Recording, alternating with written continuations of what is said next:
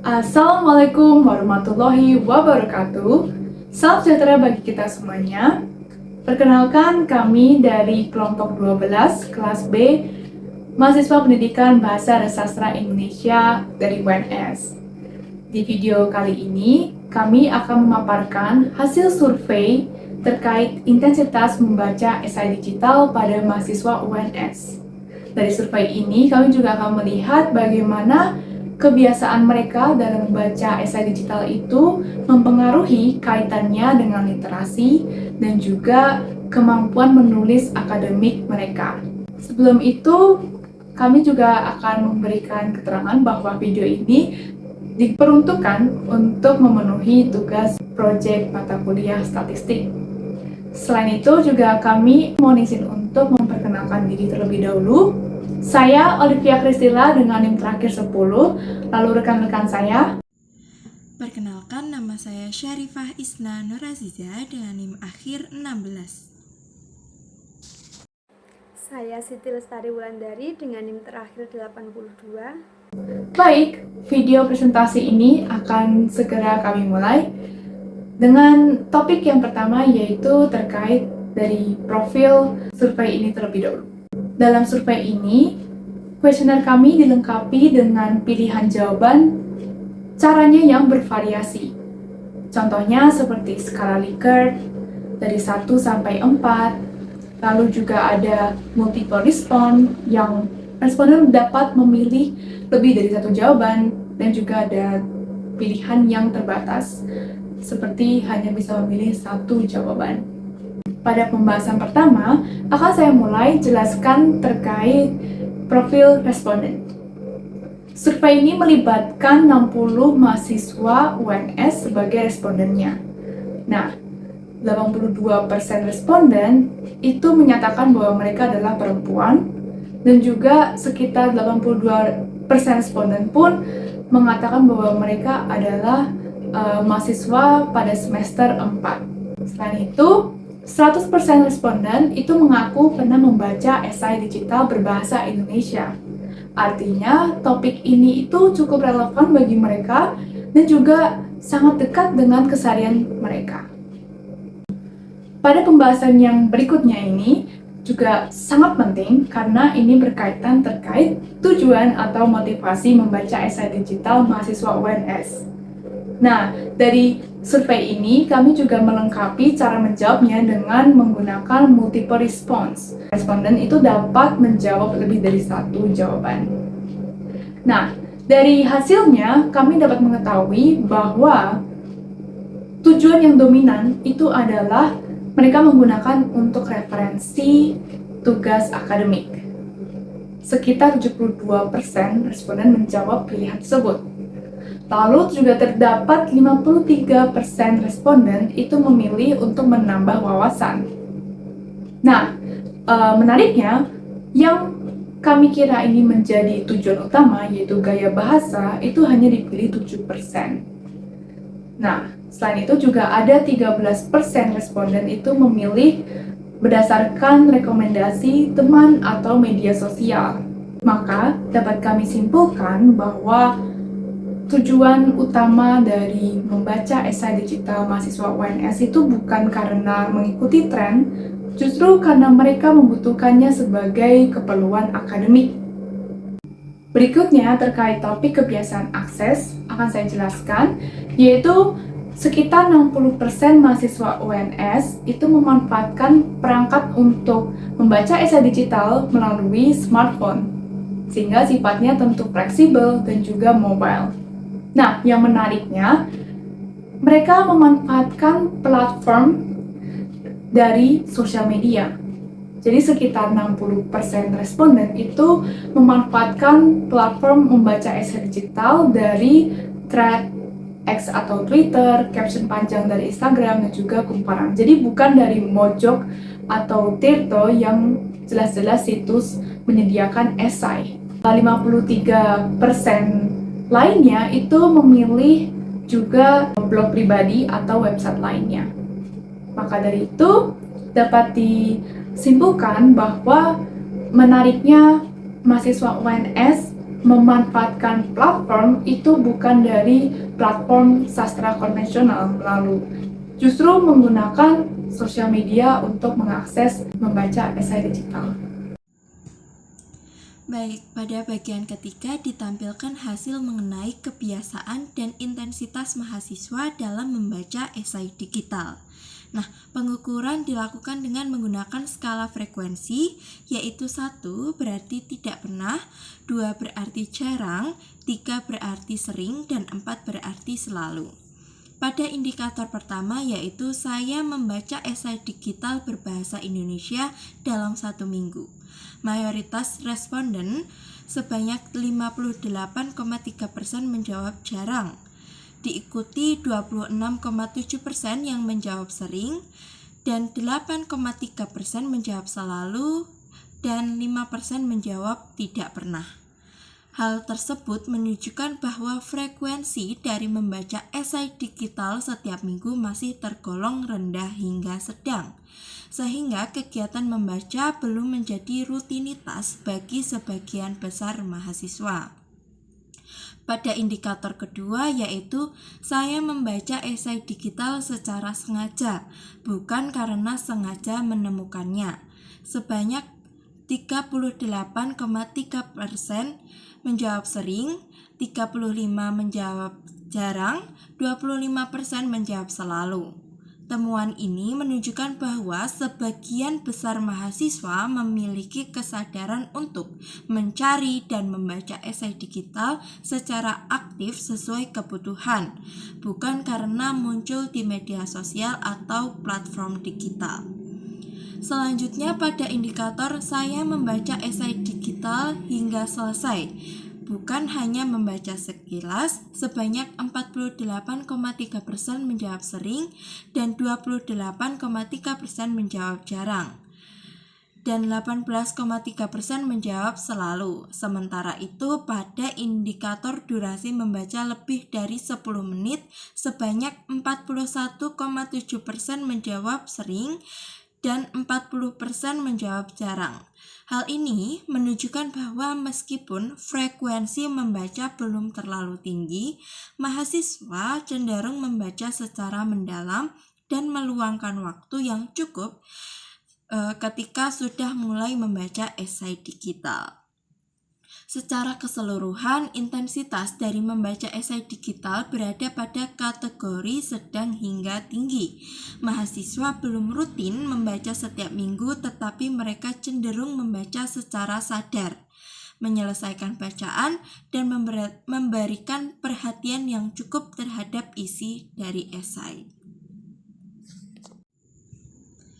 Bagian keempat membahas motivasi mahasiswa UNS dalam membaca esai digital menggunakan skala persetujuan.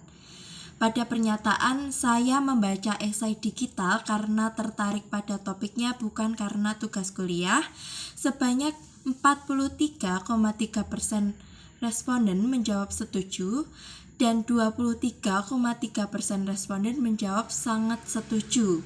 Hal ini menunjukkan bahwa ketertarikan terhadap topik menjadi salah satu faktor yang mendorong mahasiswa untuk membaca esai digital secara sukarela. Pernyataan gaya bahasa esai digital yang menarik mendorong saya untuk membacanya, sebanyak 51,7% responden menjawab setuju dan 33,3% responden menjawab sangat setuju. Temuan ini menunjukkan bahwa kualitas penyampaian dan gaya bahasa yang komunikatif mampu meningkatkan minat mahasiswa dalam membaca esai digital. Selanjutnya, pada pernyataan, saya membaca esai digital sebagai referensi dalam mengerjakan tugas akademik, sebanyak 45% menjawab setuju dan 41,7% menjawab sangat setuju. Sebaliknya, pada pernyataan, saya mulai membaca esai digital karena rekomendasi teman atau media sosial, mayoritas menjawab tidak setuju, sebanyak 51,7%. Hal ini menunjukkan bahwa motivasi utama mahasiswa membaca esai digital berasal dari kebutuhan akademik dan pencarian informasi, bukan karena pengaruh lingkungan atau tren media sosial. Secara keseluruhan, motivasi membaca esai digital tergolong tinggi. Mahasiswa membaca esai digital terutama untuk memperoleh referensi akademik, memperluas wawasan, serta karena tertarik pada isi dan gaya bahasa yang disajikan. Selanjutnya, bagian kelima membahas persepsi mahasiswa UNS terhadap kualitas bahasa dalam esai digital. Pada indikator yang pertama, esai digital yang saya baca menggunakan pilihan kata yang baik dan sesuai kaidah. Sebanyak 61,7% responden menjawab sering dan 26,7% responden menjawab selalu. Hal ini menunjukkan bahwa sebagian besar mahasiswa menilai penggunaan bahasa dalam esai digital telah sesuai dengan kaidah bahasa yang baik dan benar. Pada indikator yang kedua, bahasa dalam esai digital mudah dipahami tanpa harus membaca berulang kali. Sebanyak 58,3% responden menjawab sering dan 30% responden menjawab selalu.